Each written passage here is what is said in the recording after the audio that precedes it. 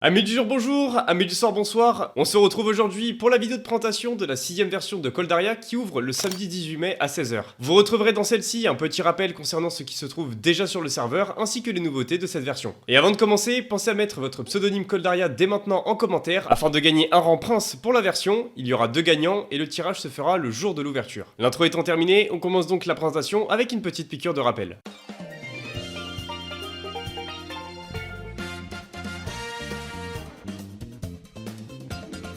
Vous avez une boutique totalement farm to win pour acheter des grades, des kits ou des familiers avec de la monnaie in-game. Monnaie in-game que vous pouvez obtenir en farmant et heureusement que des items comme le râteau glacé, la houe glacée et la terre glacée sont là pour vous aider dans le farm. Vous avez un marteau minant sur du 3x3, une pioche à spawner ainsi qu'une orbe pour améliorer vos spawners. Plusieurs loots de mobs sont farmables dans la Warzone pour crafter les items modés que vous retrouverez dans le wiki. Vous avez tout un système de classement individuel avec le slash classement où on y retrouve les monstres tués, les cultures récoltées et bien d'autres encore. Et pour la partie faction, vous avez un FPRM avec des tonnes de permissions customisables comme par exemple le slash F rally permettant d'afficher un waypoint sur les coordonnées du joueur qui l'exécute, un slash F skill qui vous permet d'augmenter les niveaux de votre faction et d'avoir des avantages comme un coffre de faction ou le fly dans vos claims.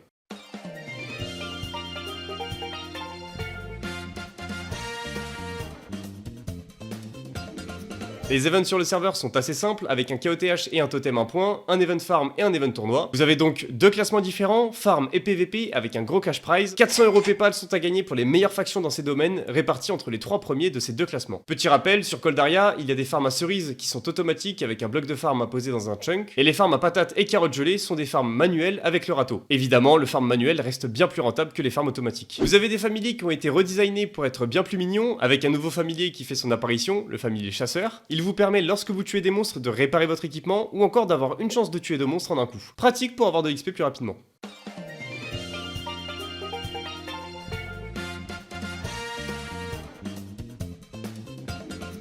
On commence avec l'alambic en nacre qui est 2 fois plus rapide et possède 6 slots, très pratique pour les joueurs PVP afin de se faire des potions plus facilement. La perle glacée qui est la seule underperle utilisable dans la Warzone mais avec 30 secondes de cooldown. Le floconateur est une nouvelle machine ajoutée pour cette version qui est disponible pour tout le monde dans le spawn. Elle vous permet d'ajouter des flocons de neige sur vos équipements afin de les améliorer, à savoir qu'il y a une limite de 10 utilisations par jour de la machine. Vous avez différents niveaux de rareté, basique, rare, épique et légendaire qui s'obtiennent aléatoirement lors d'une amélioration. Vous pouvez avoir pour les armures de la résistance ou de la durabilité bonus et pour les épées des dégâts améliorés. Et enfin pour clôturer cette catégorie, vous avez beaucoup d'items permettant de faire vos bases plus rapidement, comme des seaux de sable ou de pierre pour poser le bloc souhaité jusqu'à la couche max, ou encore des chunkbusters permettant de détruire un chunk instantanément.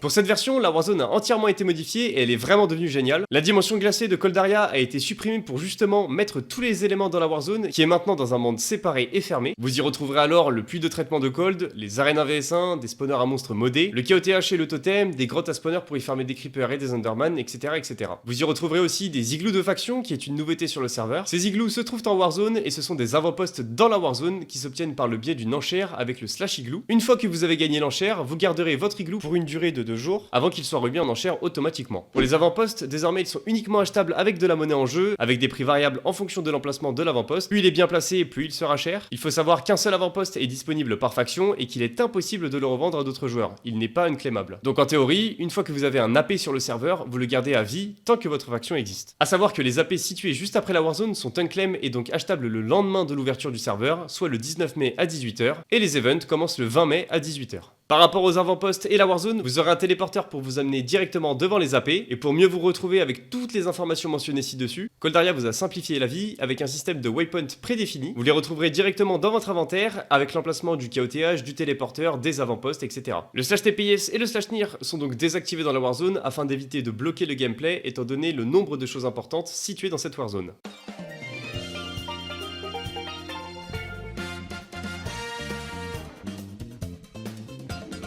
Pour cette dernière partie, sachez que toutes les interfaces ont été modifiées et sont bien plus jolies et agréables pour le joueur. Il y a aussi eu une refonte et des ajouts d'options, comme par exemple les scoreboards, le fait de pouvoir déplacer tous les éléments, ou encore un streamer mode, très pratique pour moi ça. Vous avez évidemment un tout nouveau spawn et une nouvelle Warzone qu'on a déjà détaillé dans la précédente partie. Et pour finir, le taux de minerai a été augmenté sur le faction et le minage pour que vos sessions de minage soient plus rentables et moins frustrantes. C'est la fin de cette vidéo de présentation, n'hésitez pas à participer au concours mentionné au début de la vidéo pour gagner 2 grades prince pour cette version, en mettant simplement en commentaire votre pseudo sur Coldaria Coldaria, de rejoindre le Discord aussi pour être au courant des spoils, des concours et des annonces sur le projet. Et en parlant d'annonces, n'oubliez pas que le serveur ouvre ce samedi 18 mai à 16 h, donc on se retrouve là-bas. À samedi!